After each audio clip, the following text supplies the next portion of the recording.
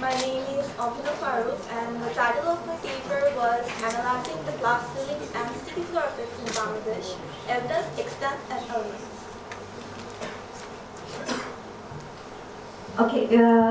Let me start again.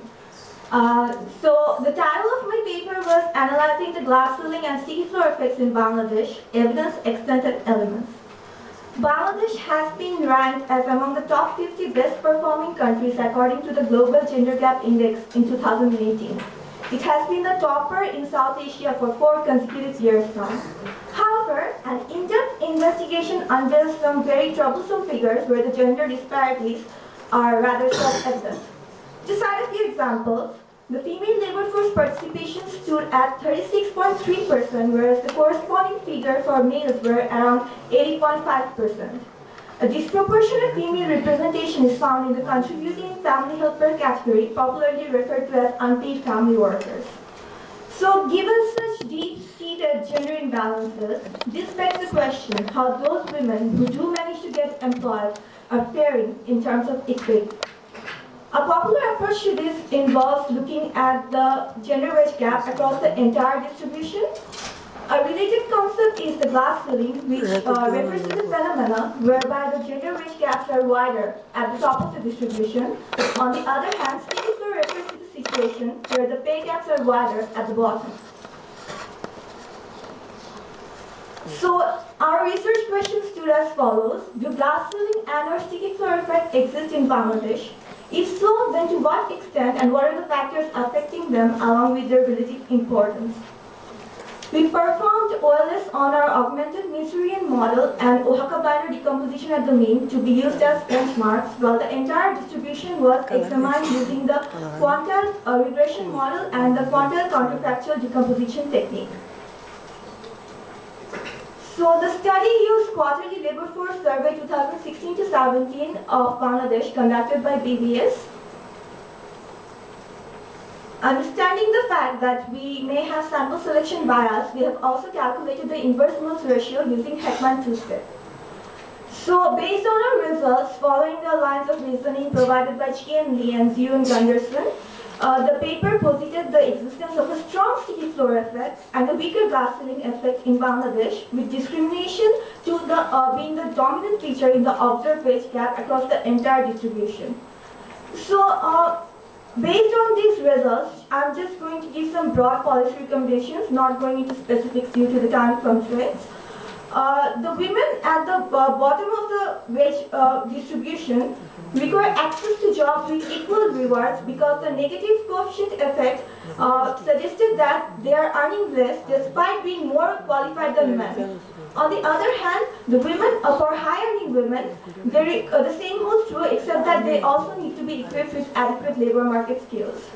In conclusion, Bangladesh stands to lose nearly $30 billion worth of annual GDP by 2025 if gender equality remains unaddressed.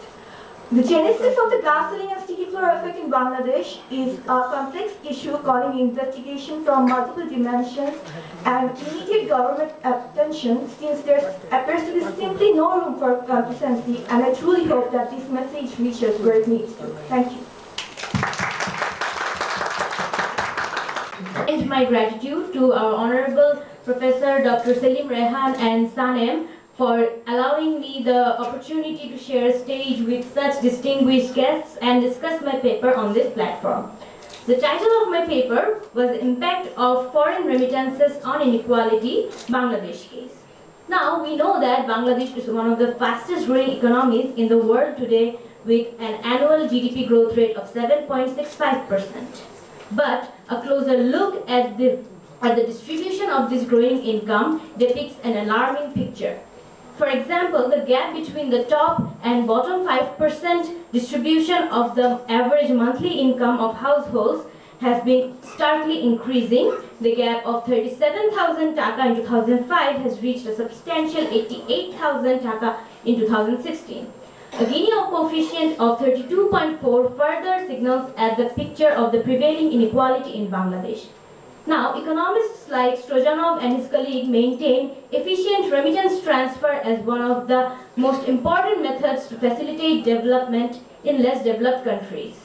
Remittance could prove to be a particularly important tool to tackle issues like inequality in Bangladesh, as it stands as the 8th highest remittance receiving country in the world today, with a substantial remittance inflow of 15 billion US dollar in 2018.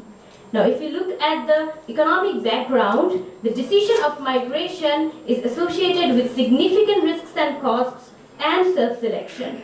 According to Borja's negative self-selection hypothesis, countries with high inequality is more likely to witness out-migration of its low-skilled population to countries with low inequality.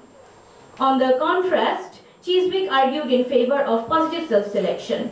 If we look at the existing literature, we can also see that there is no general consensus on this relationship between migration or remittance and inequality.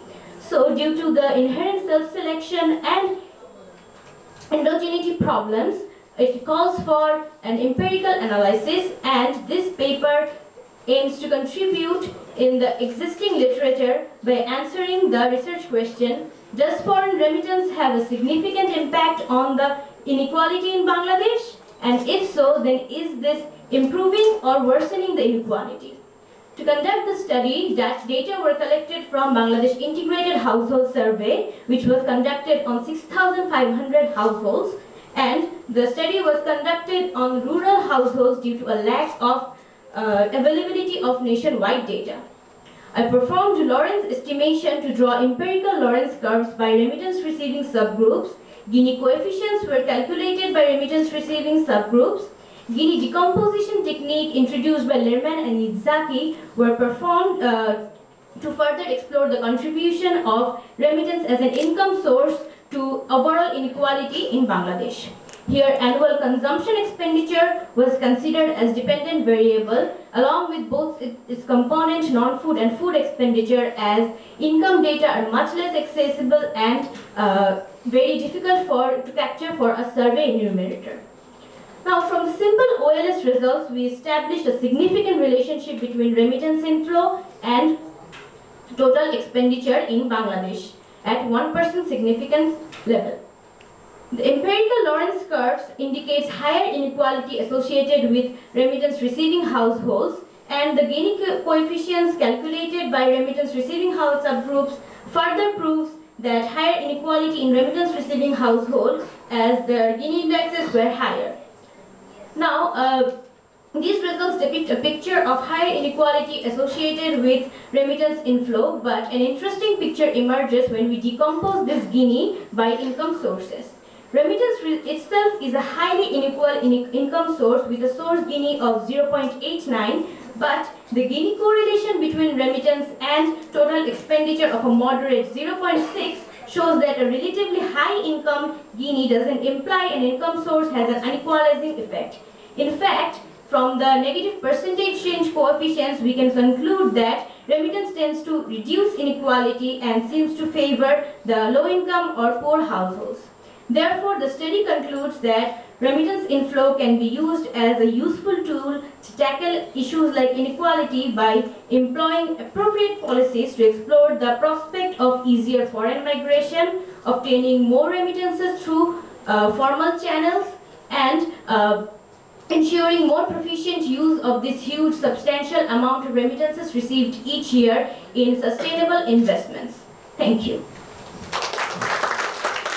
Thank you, Afia. Honorable Chair, distinguished guests, fellow participants, good evening. My name is Chaudhary Amir Abdullah. I am from University of Dhaka, Department of Economics. I feel honored to present my research ideas in front of this audience in this conference organized by SANEM, and to share the same stage with our teachers, people who have inspired us and guided us throughout our journey in this department. I feel delighted to tell you that the research that I did won the paper under the theme of investment in South Asian Economic Students Summit in Colombo, Sri Lanka this year. The title of my research paper was Future of Economic Growth Perspective to Investment. So it was actually kind of a quantitative study. I don't think I'll be able to make you guys understand about all the technical details, so I will try to make it as easy for you to understand as much as I can. with less numbers and more policy suggestions. So the title was actually the growth perspective through investment. What I wanted to do is see if there is any long-run relationship between investment and the manufacturing sector of Bangladesh. So we know that ever since the dawn of industrial age in 1900s, there has been an increasing gap between the industrialized West and the developing countries in the East and the South, global South. So the thing is, a lot of people, a lot of countries have been able to converge to the developed nations such as South Asian countries such as Hong Kong, Japan, Taiwan. But the South Asia is lagging behind. Why? Because the South Asian countries have a huge number of unskilled labor, whereas the Southeast Asian countries have skilled and semi-skilled labor. So I wanted to see if the growth perspective, the growth that Bangladesh is experiencing in the last decade, which is 7%, will it be able to maintain that, or will it face what economists would call premature deindustrialization? Now, why Bangladesh might face this premature deindustrialization? I have found out that the investment to GDP ratio in Bangladesh has been lagging behind in recent decades. The much growth that we are seeing is driven by the public sector. Government is investing in different infrastructural projects such as Podda Bridge and other stuffs, and it is actually driving the manufacturing and the investment growth. But to incorporate sustainable development, we need to actually bring the private sector into the economy. Now, why manufacturing sector is important? See, I have already told you that Bangladesh has a huge number of unskilled labor. So to properly utilize this labor force, we need to invest in the manufacturing sector that employs these unskilled labor, which will be able to raise the per capita GDP of the country. Now, for this study, I have collected data from World Development Indicators and International Financial Statistics by IMF. And the data are for private investment, foreign investment, per capita GDP, and trade as a percentage share of GDP. And to see the long-run co-integration technique, I have used VECM model. And what I have found out that almost all the variables are co-integrated. That means they actually affect the manufacturing share of GDP. Private investment and foreign investment positively affects the manufacturing output, whereas per capita GDP and trade negatively affects the manufacturing share. And foreign direct investment has a higher effect in the manufacturing share of GDP. So to conclude my studies, I would say that there is a stable long-run relationship between the investment and the manufacturing sector. So the policy suggestions that I suggested is that we should actually focus on deregulation of our economy that focuses on encouraging investment in our economy and diversifying the trade policies. Our economy is there are a lot of restrictions in our economy, and foreign direct investment is lagging behind because of all this business environment. So we need to actually diversify our trade policies to incorporate the private sector and to encourage foreign investment. And reforming of the banking sector is really important because there are a lot of corruptions in the banking sector, and that is discouraging the private investors and entrepreneurs to come up and invest in our economy to drive the growth. So I would like to say that the manufacturing share the manufacturing share is very important in our country because of the unskilled labor force, and we should put much emphasis on that. And that's all. Thank you. Thank you, Amit. This is Aisha Ahmed from University of Dhaka. I would like to thank Sanem for giving me this floor to present my paper on environmental sustainability in case of in this floor. So the title of my paper is Environmental Puget Scarp Analysis, Evidence from South Asia. So before moving into the main analysis, I would like to discuss the motivation behind it. So environmental degradation and economic growth has been a research concern following the increase in energy consumption and carbon emission recently. So So, if the International Energy Agency said that in 2017, 40% of the energy demand increase is due to only China and India. Despite deploying renewable energy resources, the carbon emission globally has exceeded the past records by 32.5 gigatons.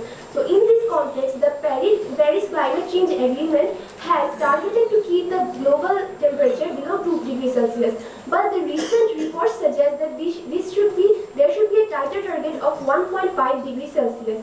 Otherwise, there will be very different environmental imbalances such as heat wave frequencies, temperature rise, change in rainfall pattern, and sea level rise. So in this context, the relationship between environmental factors and economic growth can be depicted popularly by a hypothesis known as environmental Kuznets curve. This is basically an inverted U-shaped relationship which dictates that at the initial stage of economic growth, environment degrades, but after a certain level of economic growth, environment starts to improve. However, the literature showed that there has been other cases where environment degrades monotonically with economic growth. So in my study, I have tried to see what is the case for South Asia. Does the environmental Kuznets curve hypothesis holds true for South Asia? And I have added to the existing literature by conducting a panel co-integration analysis for South Asian 5 countries and taking 43 years of data. So also I have included a causality analysis for economic and environmental factors to give some policy suggestions. As I have a very large time series for each of the country, I have to do some tests to find the validity of my test equation. So for the test equation I have done is to see the relationship between carbon emission with the energy consumption, GDP per capita square, and trade openness. So at first I have to do the panel unit root test analysis using Impesser and Shin, Levenlin and Chu, and Brutan's panel unit root test. After finding that the variables are non-stationary at level, and I have done the difference them and found that the variables are integrated for first order. Then I have proceeded for the co-integration analysis to see whether there exists a long-run co-integrating vector or not. I have performed Pedroni residual panel co-integration test, Johansson-Fisher panel co-integration test to see that. So I have found that there exists a long-run co-integrating vector in my model. So I have proceeded for estimating the parameters using fully modified OLS and dynamic OLS. These two methods are better performing than the OLS as they tackle the problem of endogeneity and serial correlation. So in my analysis, I have found that as the energy consumption increases, carbon emission also increases. But the literature suggests that there has, in some of the European countries, energy consumption and carbon emission have been found to be independent. I have also found that trade also adversely affects the environment, which may indicate that polluting industries have been relocated to South Asian countries. Now, the focus of my study is the existence of EKC hypothesis in case of South Asia. I have found that there is a positive coefficient for GDP per capita, which indicates that environment degrades with economic growth, and also a negative coefficient for GDP per capita square, which indicates that carbon emission increases but at a decreasing rate. So these suggest that the environmental Kuznets curve hypothesis holds true in case of South Asia. After that, to give some policy suggestion, I have done the pairwise causality analysis using Dimitris-Hurlin method. So these shows that there exists a bidirectional causality running from carbon emission and energy consumption to GDP per capita. So this indicates that pollution must be helping to grow the economy. So from this, what we can take away from my study is that in the existence of EKC hypothesis in South Asia poses the ray of hope for this area, as though it poses a ray of hope, but the main concern should be to carving the EKC curve downward for South Asia by ensuring efficient energy consumption, carbon taxing, and other environmental protection laws. That's all from my side. Thank you for paying attention. Thank you, Aisha. A very good evening to you all. This is Tamanna Tabassum, and my heartiest gratitude goes to Sanem for giving me the floor to discuss on my paper with the title Determinants of Structural Transformation and Reasons Behind Lower Growth of Manufacturing Sector in South Asia.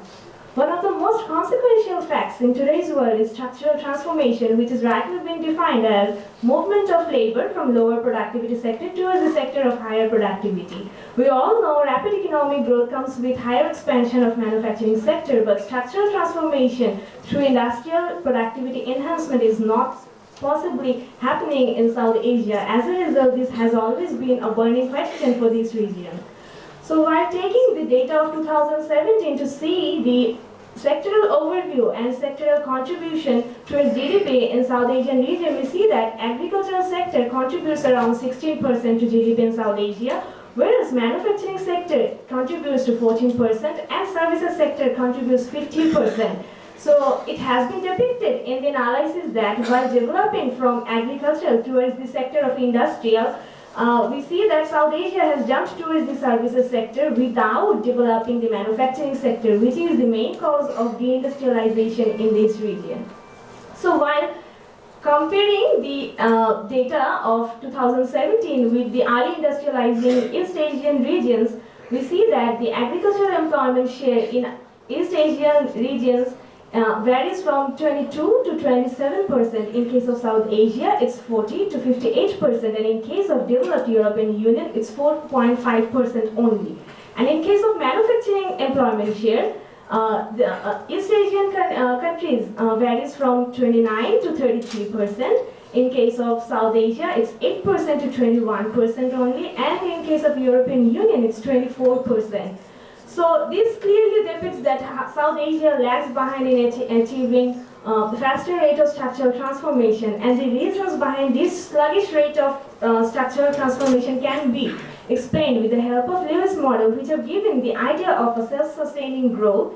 But this self-sustaining growth is not happening in South Asia, as South Asia follows the early assumptions of Lewis model, where it has been said that when the marginal productivity of labor in agricultural sector becomes zero, the surplus labor is absorbed in industrial sector. As a result, marginal productivity of labor in industrial sector decreases and the wages in both the sectors become same. And at that point, the rural workers do not feel the incentive to come forward towards the urban sector and engage themselves to the industrial sector, which has stood as the most commendable reason behind slower structural transformation in this region.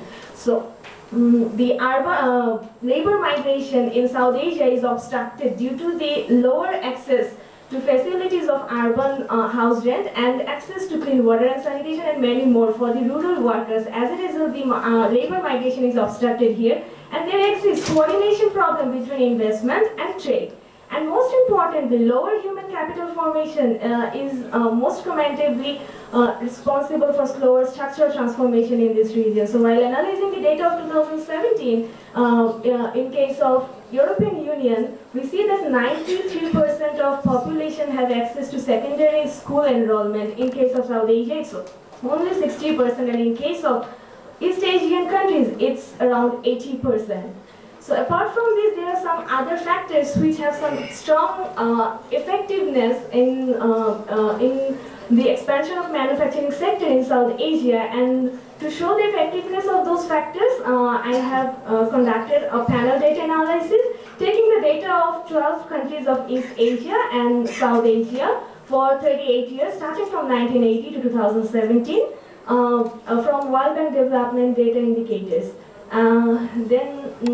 After running, here I have used the dependent variable as the manufacturing value added, and the independent variables here are agricultural land, electricity power consumption, energy import, electricity produced from natural gas, foreign direct investment, domestic credit to private sector.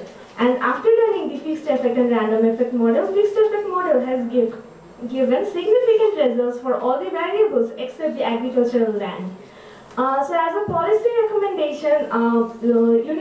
reallocation of resources all throughout the region, and higher transportation and communication system with higher infrastructural development with increased domestic credit to private sector, and foreign direct investment is very much important in South Asia for rapid structural transformation. So as a concluding remark, we want to say that having blessed with the most eminent natural resources of the world, including India, which is actually been called the multiplicity of nature, the big monastery of Bhutan, the Himalayan daughter Nepal, the Sri Lanka Emerald Island, the largest delta of the world, Bangladesh, the scenic landscape beauty of Afghanistan and deserted beauty of Pakistan, South Asia has the most vibrant economy to grow at a very fast rate at the fastest possible way. So greater attention of the policymakers is much needed in order to take some demand side and supply side policies to take South Asia towards the peak of success through rapid structural transformation. That's all about my discussion. Thank you everyone for having patience. Thank you, Tamanna. I'm Farna Kubir from University of Dhaka. The topic of my paper was the development of a basic household sustainable consumption index. Where does South Asia stand? Now, since the industrial ages, we have rode on the back of massive production to fuel economic growth, but without any consideration on what effect does this have on Mother Earth. So currently our consumption patterns and production patterns are inherently linear. We extract, produce, consume and then dispose without any consideration, which has caused Mother Earth to suffer. So according to the Global Footprint Network, if we continue our current consumption patterns, we would need 1.7 Earths to sustain, but we only have 1. So the idea of sustainable consumption is that it has 3 dimensions. First of all, using goods and services which respond to the basic needs of the households and increases the quality of life, minimizes the use of natural resources and toxic materials and emissions and waste, and thirdly, not jeopardizing the future generations. Now, since the only other attempt to create such an index was Greendex by Nat Geo, which was very limited in geographical coverage and was later discontinued. The other attempts were of European Union by Bartle and his colleagues, and they had constructed an index for 28 countries only. So my index here is of a global scale of 133 countries. So the scores are comparable between each country. So this basic household sustainable consumption scores will signal the countries about whether the basic consumption patterns are sustainable, and if so, how should they move on to more sustainable practices, or should they maintain their current status. So the study has used panel data from secondary sources for 133 countries for a 35-year period to construct this index, and the regression results cover a 23-year period. For the methodology, the index has for the method for the index, exploratory factor analysis is done for figuring out the weights, and weighted average of the factor scores are taken to come up with the final VHSA scores. And later, the paper seeks policy recommendations by running a panel regression. The various variables have been taken into consideration, but the most basic variables are taken into consideration in order to be comparable across 133 countries. Now, for the results. So the results of my paper shows that upon observation that the South Asian countries are lagging behind the most in case of sustainable consumption, whereas in stark contrast, the European Union countries have scored higher. My index had a scale of 1 to 10, so most of the South Asian countries on an average score below 4, whereas the only Sri Lanka had the highest score of 3.45. And whereas all the European Union countries have an average score of higher than 6.9. So why is South Asia lagging behind? The reasons may be that first of all, the education and health sector of South Asia is also lagging behind.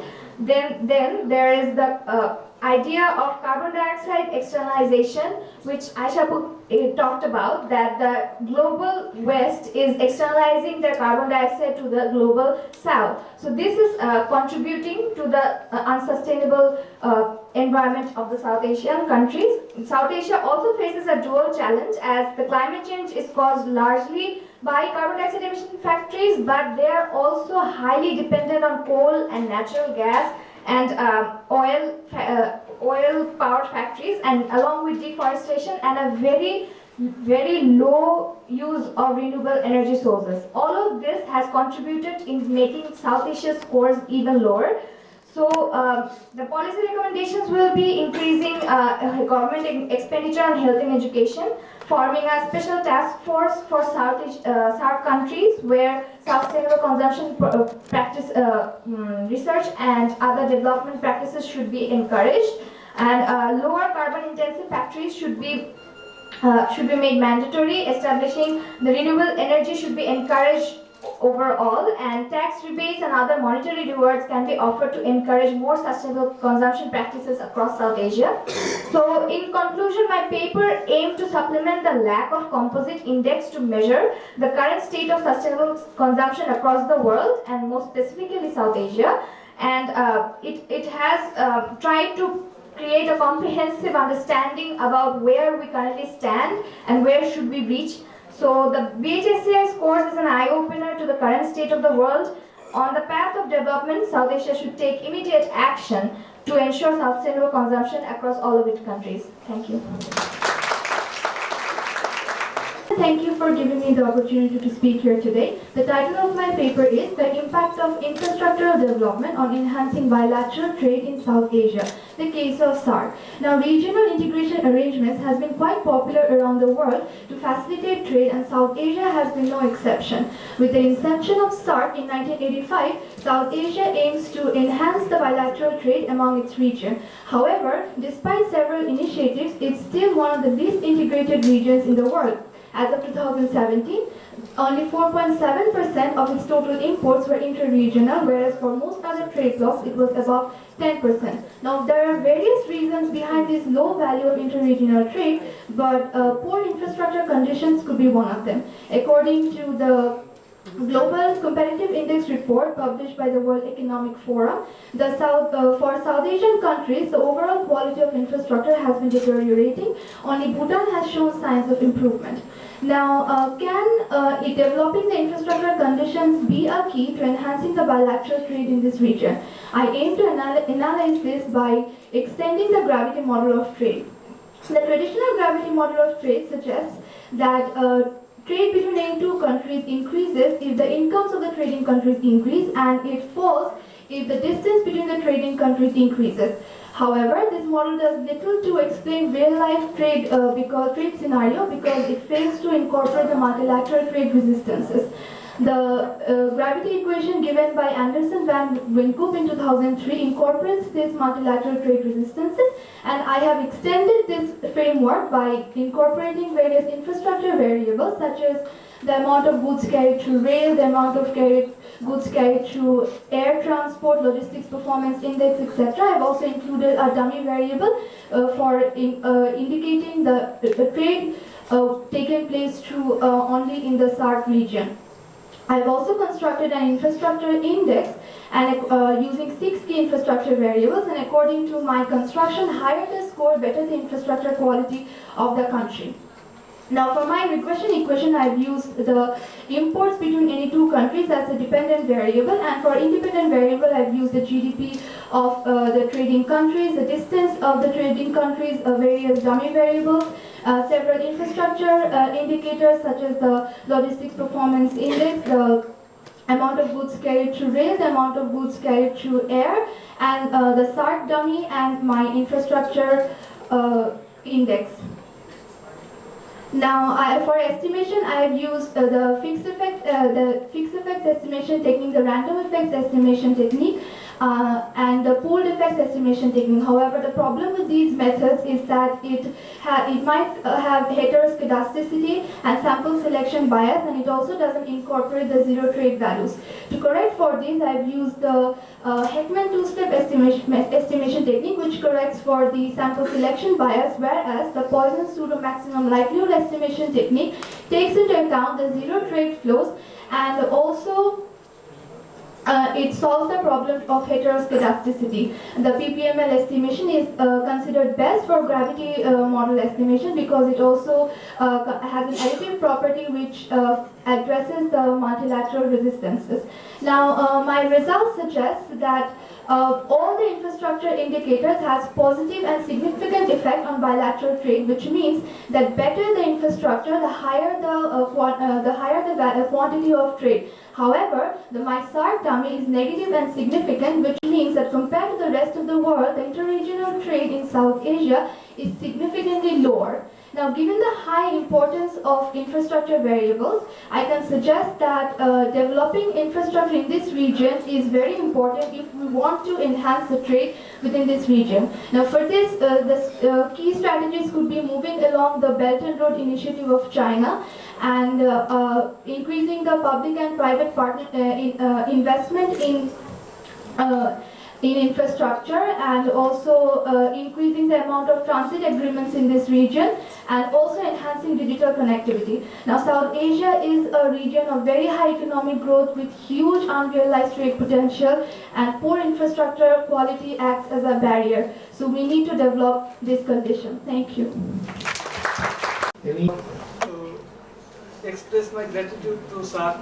I requested him to participate in this conference, although I am not a economic background, but I used to participate in the discussion and seminar a lot.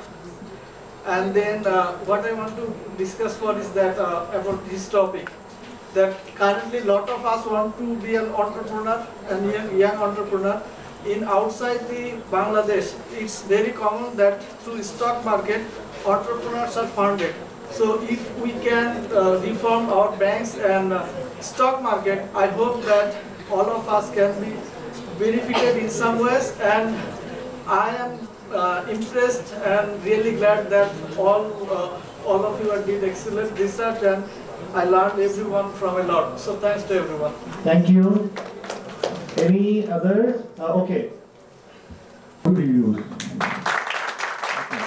There is another hand I can see, yes.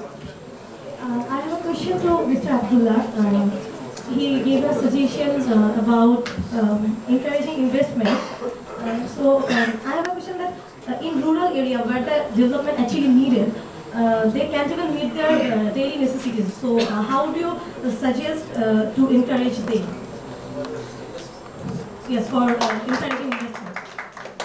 Okay, so is there a question? Yes, their papers illustrated more me. So my question is, as a budding researchers, we have a problem of what we first do, literature review, or we would like to econometric analysis first. So if any one of you can briefly ask or give me some suggestion there, what will be the process? Thank you. Thank you. Okay, can we get the... So my question is, you are talking about the future of economic growth. So as more investment will go to the manufacturing or industrial sector, more industrial wastage will grow. So my question is, in your paper, did you consider any investment on industrial waste management? So Okay, so the final question. I studied on nexus between happiness and economic growth in Bangladesh, but surprisingly, I got that why aren't we happy compared with the economic growth in Bangladesh? I got a negative result of this estimate rather. I got a negative result, sir. Thank you. But I would really request, unless you have any very specific, pressing need to respond to, because you are the most targeted one. There are like 7 questions, 6 of them were towards me. So I would just say something brief, and if I miss any questions from you guys, we can discuss it after the event is over. So first of all, the question about corruption, sir. We are economists. We are not likely to comment on the political process, who is doing the corruption in the banking sector. But there is a thing called ease of doing business index. So Bangladesh is ranked really below, and there is an association which collects the data. So I think I would actually have to study more about that to answer that questions. And yeah. And the point about the answer to the question that you asked, the last question about the pollution of industrial wastage. No, I didn't actually do any analysis regarding that. But that's an interesting point. I think I would be able to incorporate that into my research. Thank you.